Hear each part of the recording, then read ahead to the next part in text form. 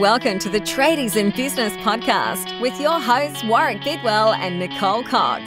Divert your phone and grab a brew as Woz and Nick unpack tips, tales, secrets and stuff-ups from guests both inside and outside your trade, helping educate and inspire you to break the cycle of gut-busting and money stress and create a true trade business.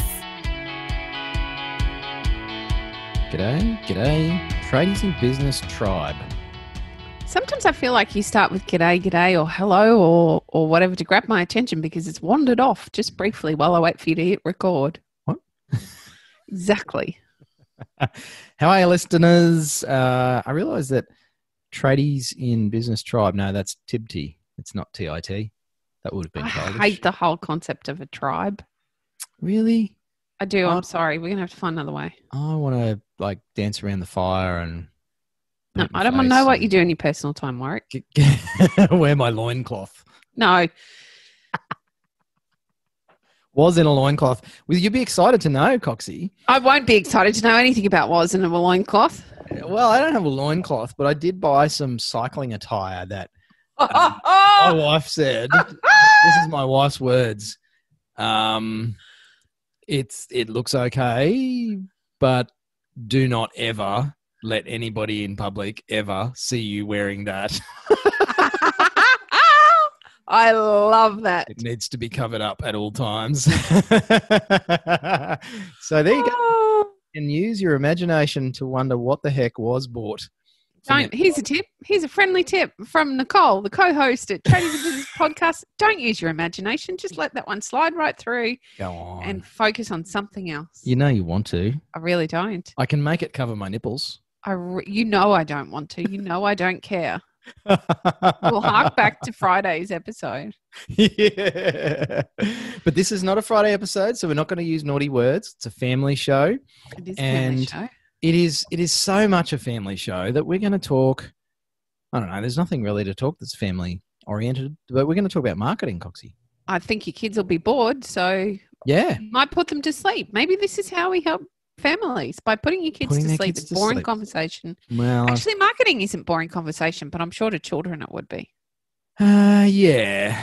Marketing is a tricky one, because a lot of people claim to know a lot about marketing, and in my 20 years odd in business and paying lots of money to marketers and agencies and marketing platforms, Facebook, Google, Yellow Pages, all that sort of stuff over the years, I don't feel like there's a very high percentage of them that actually know what is going on. It's a big call, Warwick. And that's just based on my own experience. I mean, I can only go on that. There's probably some fantastic marketers out there. Maybe there's some cracking marketing strategies. Hey, if you listen to some of the gurus, they've got the secret 7-step formula to 10xing your marketing returns. I literally just Googled the word marketing so that I could come at you with some fantastic facts. Come at me, sis. I will, but what do you think jumps up first? Oh. The 7 steps of marketing. No way. 4 types of marketing strategies. 5 marketing concepts. It's terrible. It's just, it's one of those industries. And that's not to say that the whole thing is a sham. But I think a lot of business owners get a bit confused and befuddled by what should I be doing in my business. It's no wonder they're confused. Let me read this statement to you. So Wikipedia says that marketing is a field of study. Marketing is profitability using the results of studying short-term and long-term needs of those who can pay for a one-time or in most cases a steady flow of service or product placement. What the hell? Put more concisely, I would suggest that marketing is the art of telling stories so enthrallingly that people lose track of their wallets. I like that one. That's awful. That's what marketing is, apparently. Or here's another one. Marketing is the activity, set of institutions and processes for creating, communicating, delivering and exchanging offerings that have value for clients, customers, partners, and society at large. No wonder we're confused. Well, the grandfather of marketing was actually Sigmund Freud's, I want to say nephew or I read this son most or recently. Yeah. Well, no, it was younger. Yes, you're right. They were related. How Yes. very interesting. And so Freud was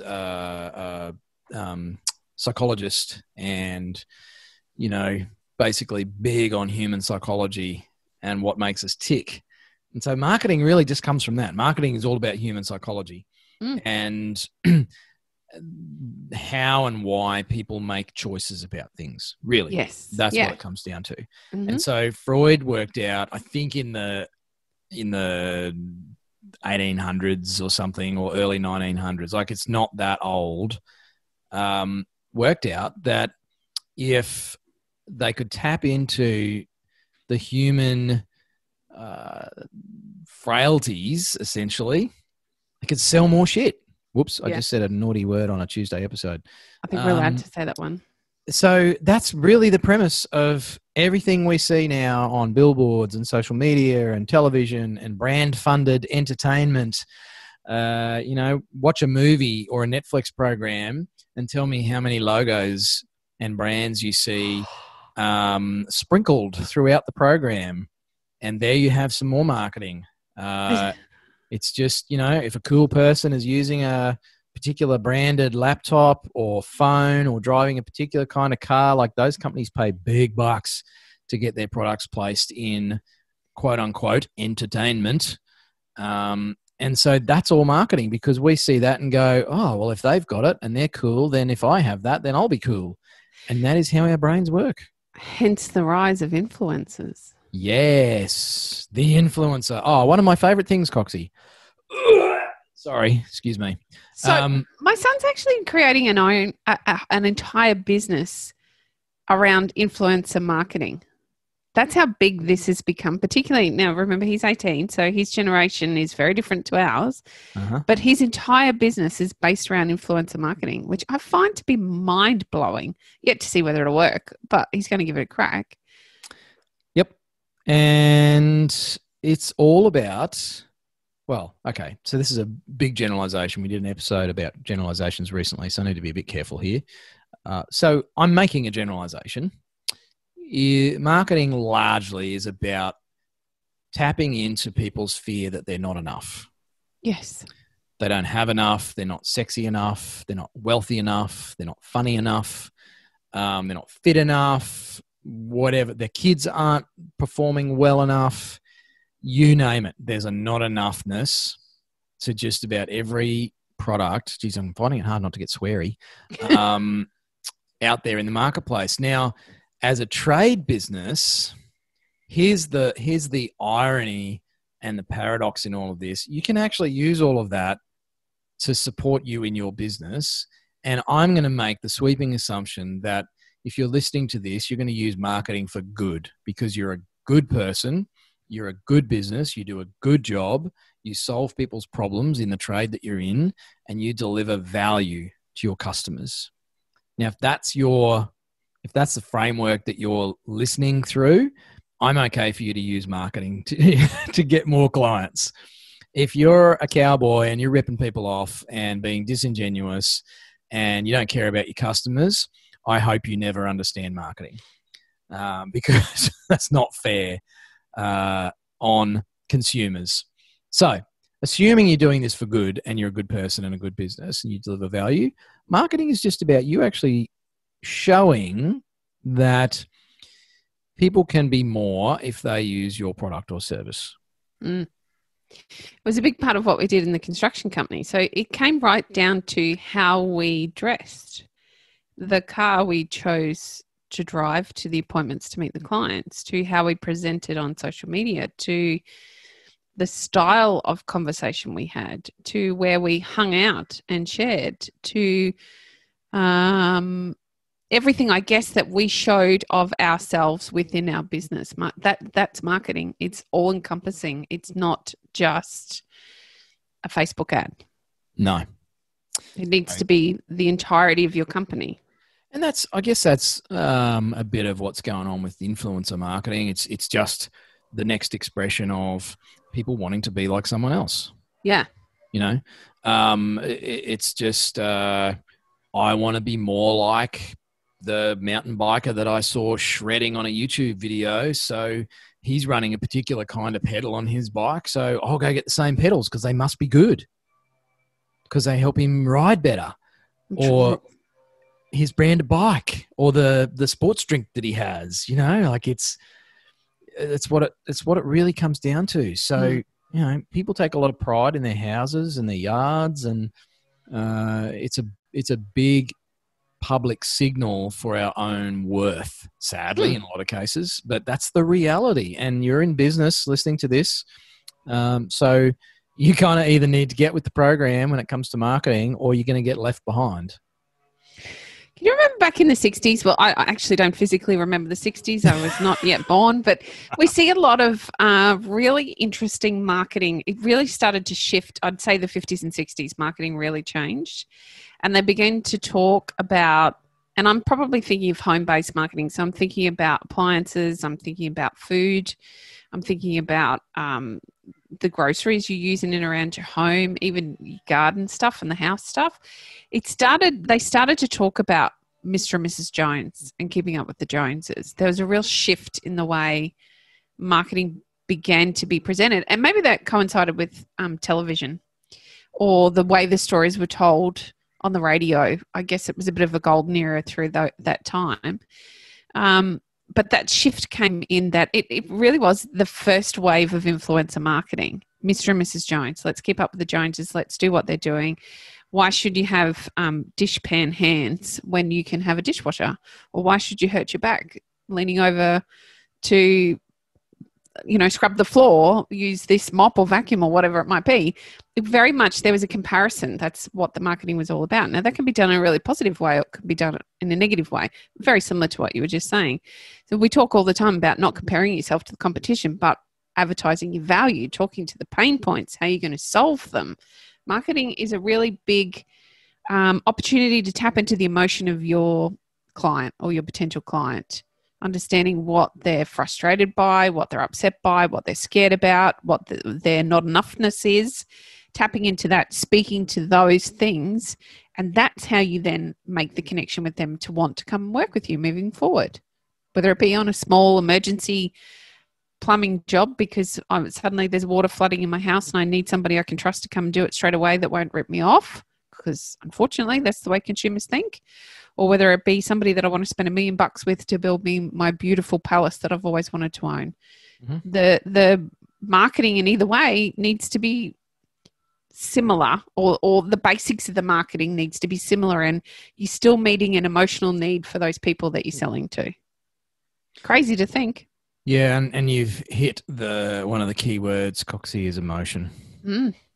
It's understanding people's emotions. I mean, really, that's what the whole not enoughness thing is about. It's an emotion, or it's an emotional response we have to a value or a disparity in values. So, I guess to bring this to something of a point, when we start talking about, well, which marketing should I be doing in my trade business?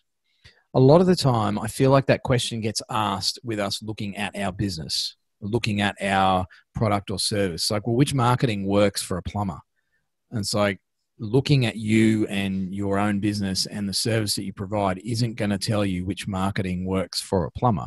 What you have to do is look outside, look outwardly, and look at your customers, look at the people that you want to do business with, look at the area that you're working in, look at the other businesses that you're competing with, and understand more about those things. That's why Coxie and I bang on about the client avatar. We don't do a business avatar. We don't do a plumbing avatar or a builder's avatar.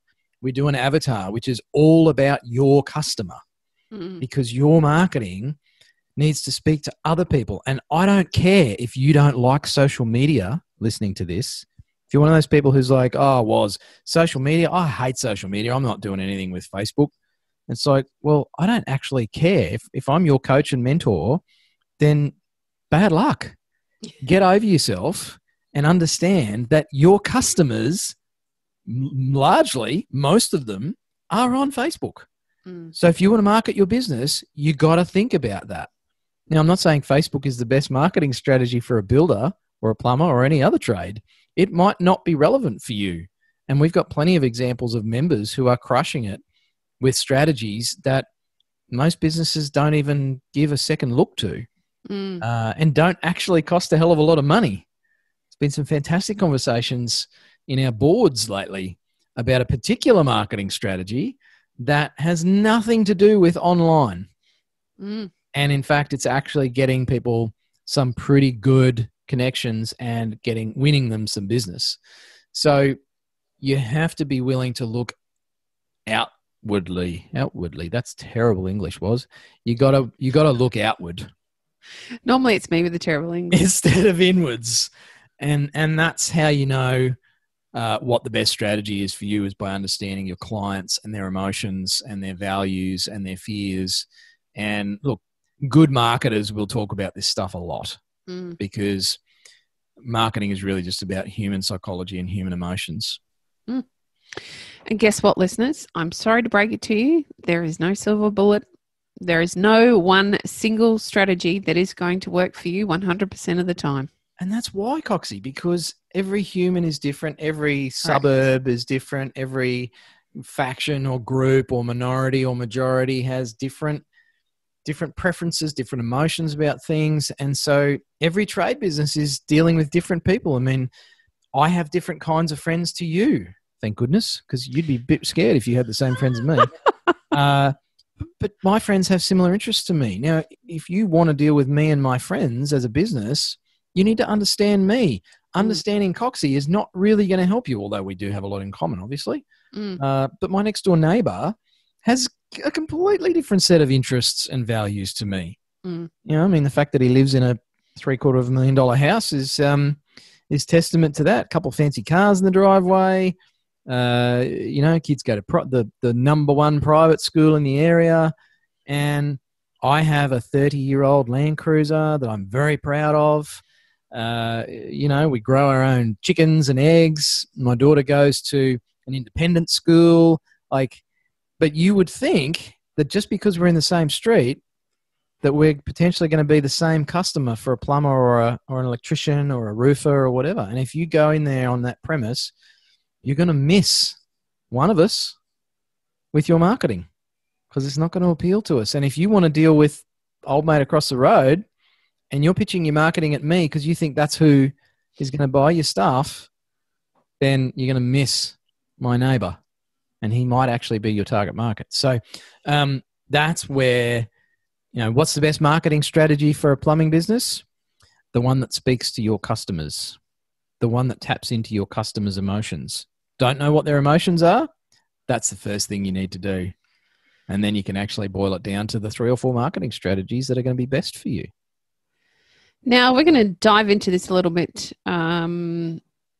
deeper. On Wednesday, the 28th of October, we have decided that we're going to run a marketing webinar for trade businesses. If you are interested in joining us, we'd love to see you. We love running a good webinar. Actually, we won't get to see you. You'll just get to see us. But you'll be in a room with a whole bunch of other cool tradies who are keen to learn more about how to market their trade businesses. Wednesday, the 28th of October at 3:30 p.m. Daylight Savings Time. You can find all the details over on the events tab on our Facebook page. It will be our October webinar, totally free, obligation free. We're not asking you to join. It's not a sales tool. It is actually just about giving you an opportunity to learn more about how to market your trade business. We'd love to see you there. And I guess, Coxie, we're going to demystify a bit of the whole, well, which marketing strategy is best? Because there is a way to know.